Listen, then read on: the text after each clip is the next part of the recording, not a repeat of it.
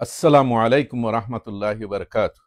বিসমিল্লাহ আলহামদুলিল্লাহ সালাতু আসসালামু আলা রাসূলিল্লাহি ওয়া বাদ। সম্মানিত দর্শক ও শ্রোতা, একটি জরুরি পরামর্শ আপনাদের উদ্দেশ্যে দিতে চাই। সেটি হলো, মুমূর্ষ রোগীকে ডাক্তারি চিকিৎসার পাশাপাশি তাকে কালিমায়ে তাওহীদ লা ইলাহা ইল্লাল্লাহ শোনাতে হবে এবং সুস্থতা এবং আরোগ্য লাভের জন্য মাসনুন দোয়াও আছে। এই দোয়াগুলো এই রোগীর উদ্দেশ্যে পড়তে হবে, কারণ এই মুমূর্ষ রোগীর এই অবস্থা দেখে মানুষ কিংকর্তব্য বিমূঢ় হয়ে যায়। মানুষ অনেক সময় কি করতে হবে কি না করতে হবে ওই সময় এই পেরেশানিতে এগুলা ভুলে যায় অনেকে। তো আমাদের উচিত যে কোনো সংকটাপন্ন রোগী, মুমূর্ষ রোগীকে তার ডাক্তারি চিকিৎসা তো দিতে হবে, তার পাশাপাশি কলিমাও শোনাতে হবে। কারণ জীবন যদি শেষ হয়ে যায়, যদি এই রোগীর মৃত্যু ঘটে যায়, আর যদি সে তাওহীদের উপর মৃত্যুবরণ করতে না পারে, তার নসিবে যদি কালিমা না জুটে, তাহলে তো কঠিন অবস্থা। কারণ শয়তান এবং তার বাহিনী সব সময় আদম সন্তান, বিশেষ করে মুসলমানদেরকে ঈমান হারা করার জন্য এবং মৃত্যুকালে বিভ্রান্ত করার জন্য সর্বাত্মক চেষ্টা করে থাকে। এই জন্য আমাদেরকেও সর্বাত্মক সচেতন হতে হবে। নবী করিম সাল্লাল্লাহু আলাইহি সাল্লাম বলেছেন, আল্লাহর কাছে প্রার্থনা করে বলছেন, ওয়া আউযু বিকা আন ইয়াতাখাব্বাতানি আশ-শায়তানু ইনদাল মাউত। আল্লাহ, আপনার কাছে আশ্রয় চাই যে মৃত্যুর সময় শয়তান যেন আমাকে ছু না মারে, শয়তান যেন আমাকে স্পর্শ না করে। কারণ মৃত্যুকালে শয়তান যদি ছু মারতে পারে, স্পর্শ করতে পারে, তাহলে তো ঈমান হারা করে দিবে। আর কোরআনে কারিমে বারবার বলা হয়েছে, ওয়াকানা শায়তানু লিল ইনসানি খাজুলা, শয়তান মানুষের সর্বদাই অসহযোগী থাকে। আবার বলা হয়েছে, ইন্না শায়তানা লিল ইনসানি আদুউম মুবিন, নিঃসন্দেহে শয়তান মানুষের প্রকাশ্য শত্রু। সে তো তার শত্রুতা করবেই।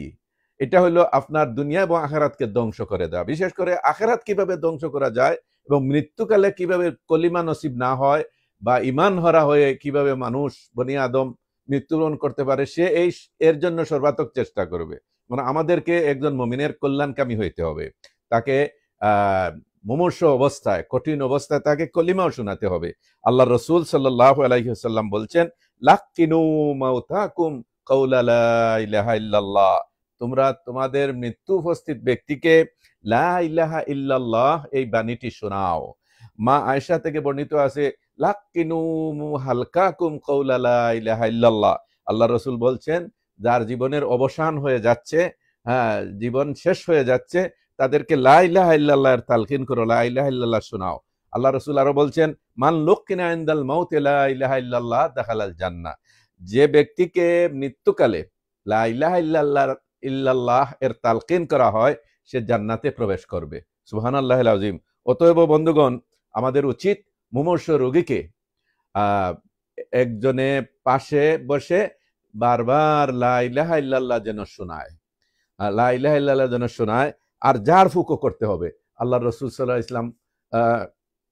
আলাইহি ইসলাম বলছেন, যে রোগে আক্রান্ত ব্যক্তি, এই রোগে যদি মৃত্যু লেখা না থাকে, তাহলে এই মাসনুন দোয়া পড়ে ঝাড় ফুঁক করলে হে আরোগ্য লাভ করবে, সুস্থ হয়ে যাবে। সেটা কি?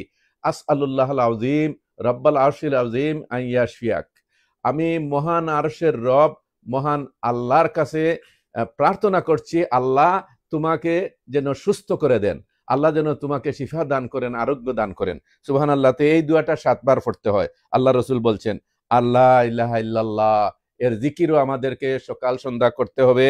হযরত লুকমান হাকিম তার ছোট বাচ্চাকে বলছেন, ইয়া বুনাইয়া লা তুআখিরিত তাওবা ফাইনাল মাউতা ইয়াতি বাতাতান, হে প্রিয় বৎস, তুমি তওবা করতে বিলম্ব করবে না, কারণ মৃত্যু যে কোনো সময় এসে যেতে পারে।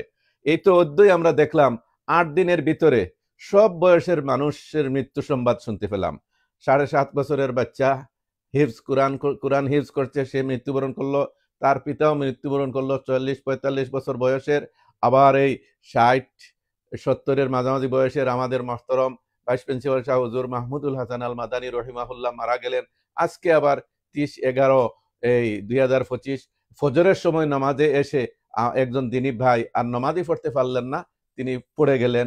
এরপরে শ্বাসকষ্ট দেখা দিল, এরপরে লা ইলাহা ইল্লাল্লাহ শোনানো হচ্ছিল এবং বলতেও ছিলেন, এরপরে তিনি মারাই গেলেন। সুবহানাল্লাহিল আযীম।